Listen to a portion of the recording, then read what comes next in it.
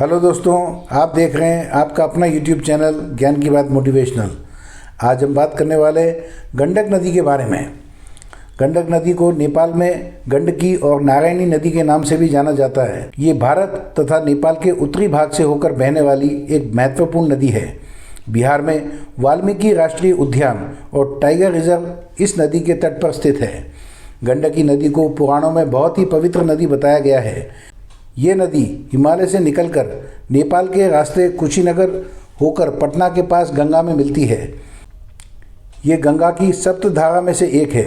गंडक नदी हिमालय पर्वत श्रृंखला के धौलागिरी पर्वत के मुक्तिधाम से निकलती है।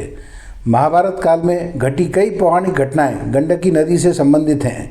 गज और ग्रह यानी हाथी और घड़ियाल का युद्ध इसी नदी में हुआ था। इस युद्ध में गज की विनती सुनकर भगवान कृष्ण ने आकर उसकी जान बचाई थी।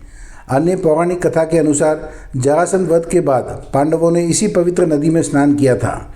मान्यता है कि इस नदी में स्नान और ठाकुर जी की पूजा करने से संसार के आवागमन से मुक्ति मिल जाती है। भगवान विष्णु के पत्थर बनने की रोचक कथा का संबंध भी इसी गंडकी नदी से है। शंखचूड़ नाम के राक्षस की पत्नी वृंदा पतिव्रता होने के साथ ही भगवान विष्णु की परम भक्त भी थी।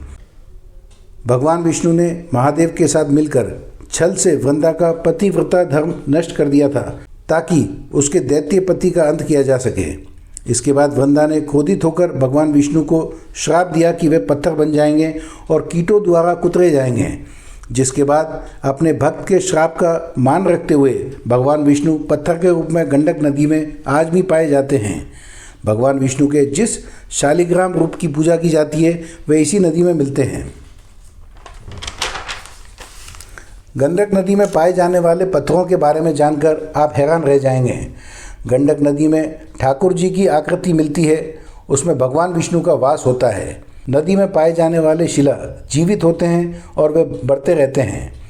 एक द्वार 4 चक्र श्याम वर्ण की शिला को लक्ष्मी जनार्दन कहते हैं। 2 द्वार 4 चक्र गाय के खुर वाली शिला को राघवेंद्र कहा जाता है। 2 सूक्ष्म चक्र चिन्ह व श्याम वर्ण शिला को दधिवामन कहा जाता है। छोटे छोटे 2 व वनमाला के चिन्ह वाले शिला को श्रीधर कहा जाता है।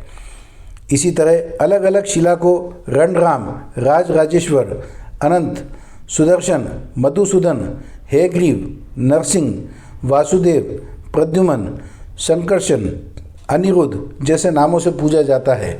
तो दोस्तों, ये रोचक जानकारी आपको कैसी लगी कमेंट बॉक्स में ज़रूर बताइएगा। वीडियो को ज़्यादा से ज़्यादा लाइक करें, शेयर करें, सब्सक्राइब करें, बेल आइकन दबाना ना भूलें जिससे मेरा कोई भी नया वीडियो आए तो उसका नोटिफिकेशन आपको ज़रूर मिल जाए। धन्यवाद।